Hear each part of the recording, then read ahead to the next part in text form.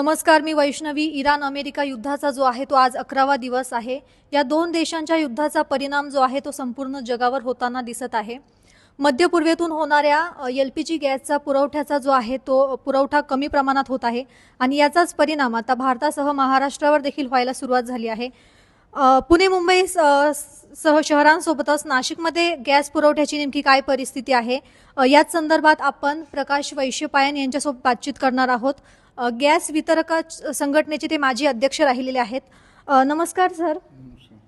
Iran America युद्धामुळे जो आहे तो गॅसवरती मोठा परिणाम जाणवत आहे. नाशिकमध्ये काय परिस्थिती आहे? इराणच्या ह्या युद्धामुळे आपल्याकडे स्टॉक आहे साधारण 20 ते 25 दिवसाचा, पण जर ही परिस्थिती अशीच चालू राहिली तर कोणत्याही परिस्थितीत कोणत्याही क्षणी गॅसचा तुटवडा चालू होऊ शकतो आणि तो होऊ नये आणि आवश्यक तेवढाच गॅस वापरला जावा या दृष्टिकोनातून सरकारने 2-3 पावलं उचलली आहेत. सगळ्यात पहिलं पाऊल म्हणजे कमर्शियल ज्या एस्टॅब्लिशमेंट्स आहेत त्यांना गॅस सप्लाय करू नये असा त्यांनी फतवा काढला आहे. आणि दुसरं म्हणजे आज तुम्ही सिलेंडर घेतलं की परत तुमचा नंबर 30 दिवस लागणार नाही, ही दुसरी स्टेप घेतली आहे. या 2 स्टेपमुळे जेवढा आवश्यक गॅस आहे तेवढाच मार्केटमध्ये जाईल अशी तरतूद त्यांनी केली आहे. आणि त्यामुळे जी गॅस संपण्याची गॅस कन्झम्पशनची जी पिरियड्स असतो तो लांबवला गेला आहे की अशा अपेक्षेतून की हे युद्ध लवकर बंद होईल आणि त्यामुळे परत रेग्युलर सप्लाय चालू होईल. कारण आपल्या गॅसच्या बोटी खूप उभ्या आहेत तिकडे, जवळजवळ माझ्या माहितीप्रमाणे 2,500 बोटी उभ्या आहेत आणि त्या कालव्यातून बोटी यायला त्यांनी इराणनी बंदी घातली आहे. त्याच्यामुळे हे सगळं अटकून पडलेलं आहे. पण युद्ध लवकरच संपेल आणि त्याच्यामुळे ती परिस्थिती येणार नाही अशी अपेक्षा आहे. पण गॅसचं शॉर्टेज वगैरे आहे असं आत्ता तरी काही नाही. अजून सरकारच्या म्हणण्याप्रमाणे 20 तारखेपर्यंतचा आमच्याकडे गॅस व्यवस्थित आहे. फक्त तुम्ही जेवढा गरज आहे तेवढाच वापरा असं सरकारचं म्हणणं आहे. विनाकारण पॅनिक होऊन 2-2 सिलेंडर घरात भरून ठेवायचे, मग इतरांना मिळणार नाहीत वगैरे असं काही करू नये. आणि तिसरी गोष्ट महत्त्वाची म्हणजे त्यांनी असं सांगितलं आहे की KYC प्रत्येकाने करणं गरजेचं आहे. म्हणजे त्याच व्यक्तीला तो गॅसचा पुरवठा होईल हे इन्श्युअर होतं. नाही तर बरेच ठिकाणी आता आमच्या असं निदर्शनास आलेलं आहे, जे गेल्या 8 दिवसापासून आम्ही जे पाहतो आहे की वडील वारलेत पण अजूनही गॅस त्याच नावावर चालू आहे. तो त्यांनी आईच्या नावावर किंवा मुलाच्या नावावर किंवा असं त्यांनी बदलून घ्यायला पाहिजे. तसंच हे जे फ्लॅट्स असतात भाड्याने जातात, तो गॅस तिथे असतो, तो त्या मालकाचा असतो, जो फ्लॅट मालक असतो तो, आणि तिथे जो भाडेकरू येतो तो गॅस वापरतो. तर हे सुद्धा इल्लिगल आहे. 2-3 गोष्टींनी इल्लिगल आहे. उद्या जर काही ॲक्सिडेंट वगैरे झाला तर हा गॅस तुम्ही बेकायदेशीर वापरता असं एस्टॅब्लिश होऊन LICकडे इन्शुरन्स कंपनीकडनं जे काय मिळायचं तुम्हाला ते मिळण्यात अडचण निर्माण होते. हा एक भाग झाला. आणि दुसरा भाग असा आहे की हा इल्लिगल वापरला जातो आहे. त्याच्यामुळे तुम्ही KYC करणं गरजेचं आहे असं सरकार गेले 6 महिन्यापासून मागे लागलं आहे, पण ग्राहकांच्यात निरुत्साह आहे KYC करण्यात.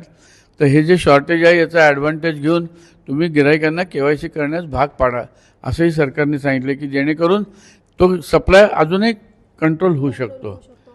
घरगुती गॅस आणि कमर्शियल गॅस पुरवठ्यामध्ये कसा बदल जाणवतोय सध्या? नाही, घरगुती गॅसचा व्यवस्थित पुरवठा आहे, अजून तरी त्याच्यात काही शॉर्टेज झालेलं नाही. परंतु जो कमर्शियल गॅस आहे तो पुरवठाच बंद आहे. आज म्हणजे परवा आम्हाला असं सांगण्यात आलं, परवा जे आम्हाला लागतं त्याच्या 20%च त्यांनी सिलेंडर दिले आणि ते सुद्धा काही जे कंटिन्युअस प्रोसेसच्या इंडस्ट्रीज असतात त्यांना द्या. गव्हर्नमेंटचं असं म्हणणं की हॉटेल्सना तर अजिबात देऊ नका आणि ह्यांना द्या, पण तो सुद्धा सप्लाय आम्हाला जो आला आहे तो आमच्या रिक्वायरमेंटच्या 20-25% आला आहे. आणि आता त्यांनी सांगितलं की 12 तारखेपर्यंत विचारच करू नका. 12 तारखेला जर आमच्याकडे काही कमर्शियल गॅस आला तर आम्ही त्या रेशनिंगप्रमाणे तुम्हाला काही देऊ असं त्यांनी सांगितलं. पण रेस्टॉरंट आणि हॉटेल्सना देऊ नका असं त्यांनी फतवा काढला आहे. आता याच्यात ठीक आहे, सरकारी फतवा आहे, आम्हालाही काही करता येत नाही. परंतु जे टुरिस्ट येतात त्यांची खूप अडचण होते, कारण त्यांना रेस्टॉरंटमध्ये जेवायला जायला पाहिजे, ते काही ते सध्या उपलब्ध होत नाही आहे. आणि दुसरी गोष्ट जे आहे थोडासा गॅस आहे हॉटेलवाल्यांकडे, काही जर रेस्क्यू असेल किंवा त्यांच्या स्टोअरमध्ये असेल तर त्यामुळे त्यांना जेवढं मर्यादित उत्पन्न करता येतं त्यामुळे त्याच्या किमती वाढतात. तर हा त्याच्यावर परिणाम झाला आहे. तर कमर्शियल गॅससुद्धा सरकारने मोकळा करावा अशी आमची इच्छा आहे. त्यातून सरकारने सांगितलं देऊ नका तर आम्ही काय देणार नाही. बऱ्याच चर्चा आहे, अफवा आहेत की गॅसच्या किमती ज्या आहेत, गॅस पुरवठ्यावर परिणाम झाल्यामुळे नागरिक जे आहेत ते गॅस घेण्यासाठी गर्दी करत आहे. त्यामुळे गॅसच्या किमतीत काही बदल आगामी काळात जाणवेल का? नाही, आत्ता तरी काही आत्ताच 60 रुपयांनी सिलेंडरची किंमत वाढली आहे. त्याच्यामुळे नियर फ्युचर काही वाढतील परत असं काही मला वाटत नाही. नागरिक जे आहेत ते गॅस घेण्यासाठी मोठी गर्दी करत आहे, त्यांना तुम्ही काय सल्ला द्याल? नाही, नागरिकांनी पॅनिक होऊ नये. 30 दिवसानंतर नंबर लावावेत आणि KYC करून घ्यावा.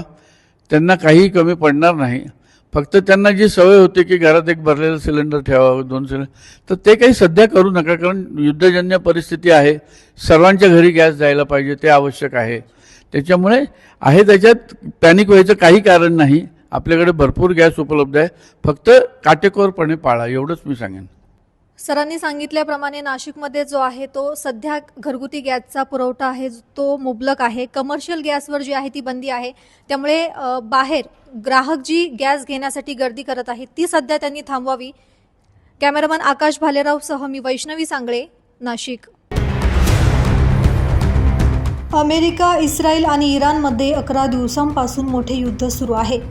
दरम्यान या युद्धाचा फटका इतर देशांना बसण्यास सुरुवात झाली आहे.